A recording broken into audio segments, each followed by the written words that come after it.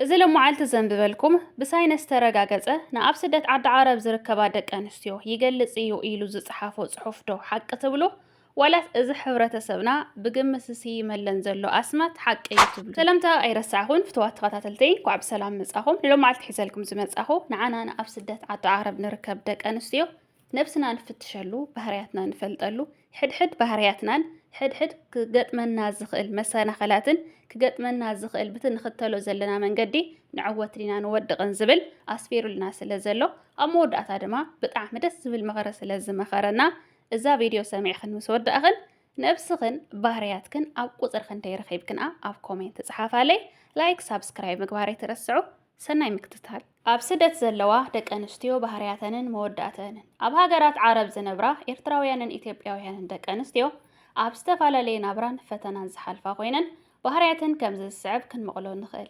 قداموتن اتن زبز حزب بهالان اتن صنعاتن علامان زلوانين بهرياتن دما نمنتاي كمستسدتا أيرسعان نسدرا بيتن يحقزا ناب امنتن زغاربا كاورن حميتن زرحاقاين ولا تلمت ويصاقا من تقاتمن كل نوشت انحيزن علامة يقدمه مودات اندما دحري استوسن عامتات سريحن نفسن زخالا يخونا سدرا بيتن يمحايشا ويدما يدقفا بخبرة دما نبعدن يملسا كالاي اتن بود زتاللان نلو مطرح زحاسبا نصباح زي حاسبا ابنت لو خموت صباح خموت ايفلطن يلن بزعوا لو مطرح كحاسبلن زبلان بودات بقليلو زتاللان بهرياتن دما نودي كدانن موبايلن زغزا نعو غزا زفرشا زطايشا نسو نعين ابزبلن بوتان سراحن علامان رسيعن زخداين قليان ابلعل بعال حدار ود تدريبن ينبرا بسنك ود دما مسعرختن يباسا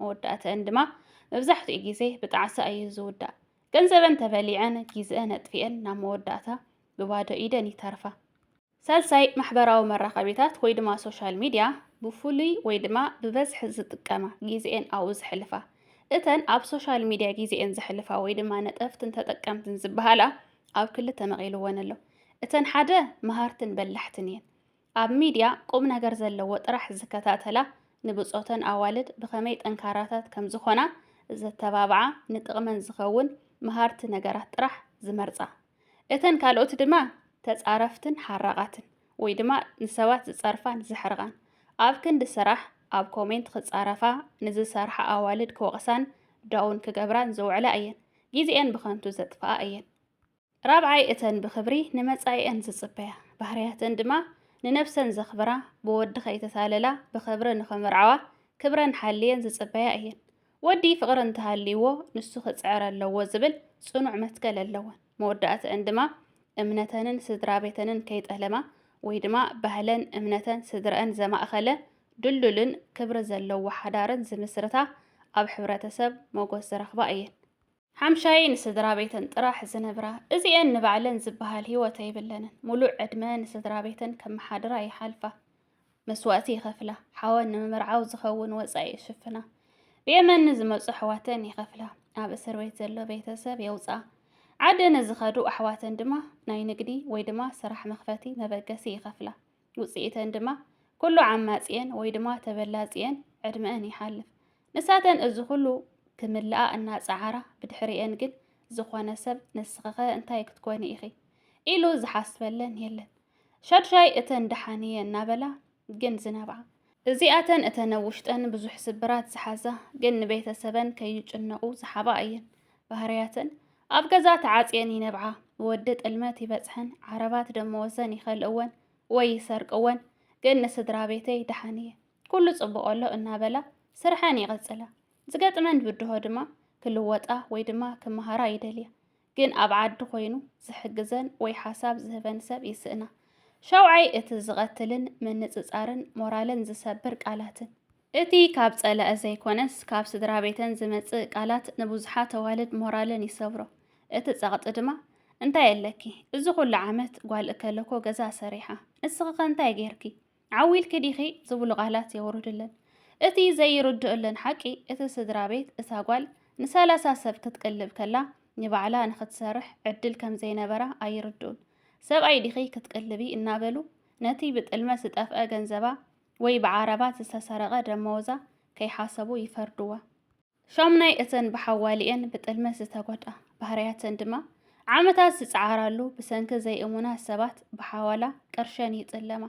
እቲ ኩሉ ዝሓለፍኡ ናይ ዓረብ ስራሕን ናይ ለይቲ ድቃስ ምስኣንን ብሓንቲ ጸላም መዓልቲ ባዶ ይተርፍ። መወዳእተን ድማ እዚ ኩሉ እናገጠመን ገና ክቃለሳ ይግደዳ። እቲ ዝሕዝን ድማ ስድራ ቤተን እንታይ ጌርክ ጥራሕ እምበር እንታይ ተሰሚዑኪ ኢሎም ዘይሓትወን እዮም። መጠቓለሊ መልእኽቲ ንስድራ ቤታት ኣብ ስደት ዘለዋ ደቂ ኣንስትዮ ባንኪ ኣይኮናን ስጋን ደምን ዘለወን ደቅኹም እዮም። ቀዳማይ ምንፅፃር ኣቋርፁ። ህይወት ነፍሲ ወከፍ ጓል ዝተፈላለየ ዕድልን ፈተናን ኣለዎ። ምስ ጓል እከለ ብምውድዳር ሞራልን ኣይትስበሩ። ካልኣይ ሓግዝወን። ገንዘብ ጥራሕ ካብ ምፅባይ ከመይ ኣለኺ እንታይ ክንሕግዘኪ ምባል ዓብይ ሞራል እዩ። ሳልሳይ ፃዕረ ነኽብሩ። እቲ ሓውካ ንምውፃእ ወይ ስድራ ንምቕላብ ትሰርሕ ጓል ካብ ኩሉ ንላዕሊ ምስጋናን ዕረፍትን ይግባኣ። እዚ ጽሑፍ እዚ ነተን ብስቕታ ዝሳቀያ ዘለዋ ኣዋልድ ድምፂ ንምዃን ዝተዳለወ እዩ።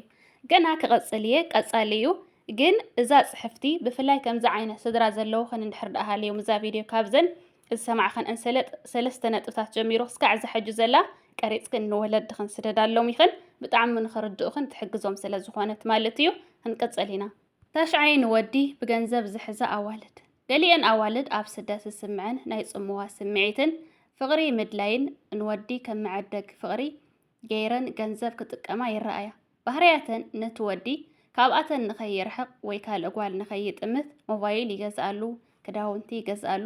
ዋላ እቲ ወዲ ስራሕ ዘይብሉ እንተኾነ ኩሉ ወፃኢታቱ ይሽፍናሉ። እዚ ድማ ካብ ፍቕሪ ዘይኮነስ ከይጠልመኒ ካብ ዝብል ዘለወን ስግኣት ዝምንጩ እዩ። ሳዕቤኑ ድማ እቲ ወዲ ብገንዘብ ክስካዕ ዝረክብ ጥራሕ ወይ ድማ እታ ጓል ኣንስተይቲ ገንዘብ ረኺባስ ክስካዕ ጥራሕ እትህቦ ምስኣ ይጸንሕ ወይ ድማ እዘን ከምዚ ዓይነት ባህርያት ዘለወን ደቂ ኣንስትዮ ገንዘብ ክስካዕ ዝህቡን ገንዘብ ክስካዕ ዘለወንን ምስአን ይጸንሕ። ገንዘበን ምስ ተጸንቀቐ ወይ ምስ ተወድአ ወይ ድማ ካብቲ ናተን ገንዘብ ዝሐሸ ገንዘብ ትኸፍሎ ጓል ምስ ረኸበ ጠሊምወን ይኸይድ። እዚ ድማ ናብ ዓብዪ ተስፋ ምቑራፅን ቁጠባዊ ክሳራን የብፅሐን።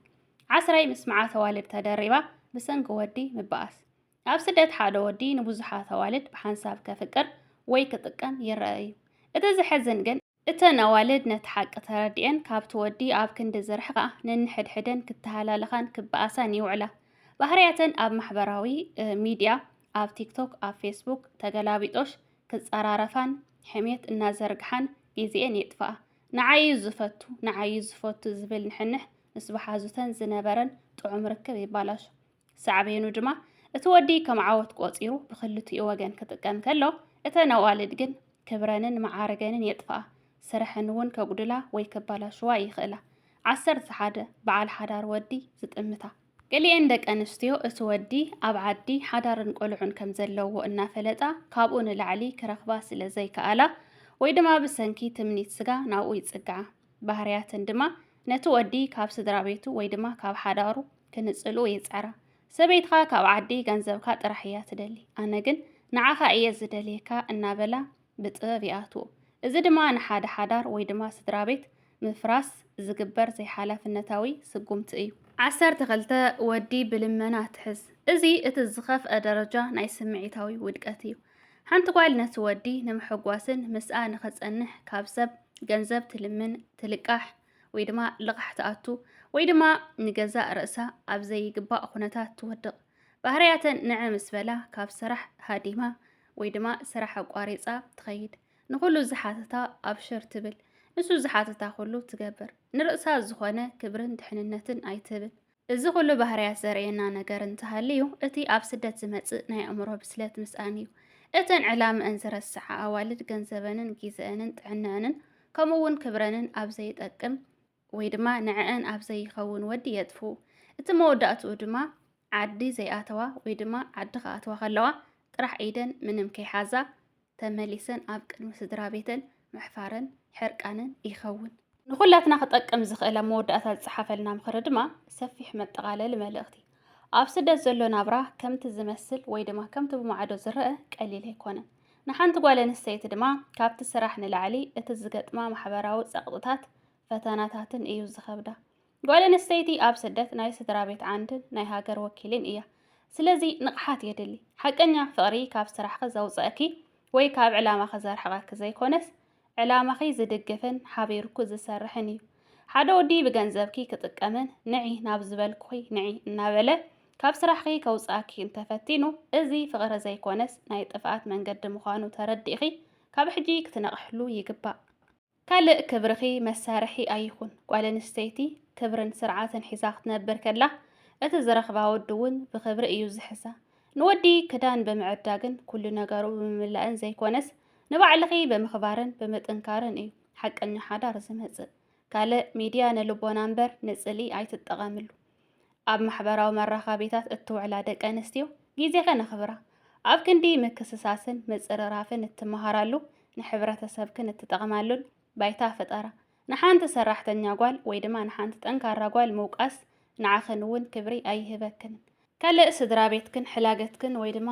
መንነትክን እዮም ስድራ ቤትኪ ንዓኺ ንምስዳድ ዝኸፈልዎ ዋጋን ዝነበሮም ተስፋን ኣይትረስዒ ብሰንኪ ግዝያዊ ስምዒት ንስድራ ቤትኪ ክትክሕዲ ወይ ክትረስዒ ከለኺ ንመንነትኪ ኢኺ ትጠልሚ ዘለኺ ካልእ ኣብ ስደት ፍረ ነገር ሓዚ ስደት ግዝያዊ እዩ ክብሪ ግን ንዘለኣለም እዩ እታ ሎሚ ንነፍሳ ዝሓለወት ጽባሕ ኣብ ዓዳ ብክብሪ ትነብር እታ ሎሚ ብወዲ ተታሊላ ስርሓን ዕላማን ዝሓደገት ግን መወዳእትኣ ጣዕሳን ባድነትን እዩ ስለዚ ኩለን ደቂ ኣንስትዮ ኣብ ስደት ብርቱዓት ዕላማ ዘለወንን ክብረን ዝሕልዋን ክኾና ይግባእ እዚ ጽሑፍ እዚ ንኩለን ብርቱዓት ወይ ድማ ጠንካራታት ኣዋልድ ስደት ከም መተባብዕን መምሃርን ኮይኑ የገልግል ከምቲ ኩሉ ግዜ ኣንቢበዮ ክምህርን ክጠቅምን እዩ ኢለ እየ ሒዛዮ መጽየ ዘለኹ ተማሂርክናሉን ተጠቒምክናሉን ዶ ስደተኛታት ኣሕዋተይ ነብስኽንከ ከምቲ ዝበልክውን ኣብ ቁፅሪ ክንደይ ረኺብክንኣ ፍላይ እዚ ኣብ መወዳእታ ዝቐመጦ ብጣዕሚ ደስ ዝብል ዝፈትኽዎ ካብቲ ሕድሕድ ጌጋታትና ወይ ካብቲ ሕድሕድ ጥንኩር ጎንና ጽሒፉ እውን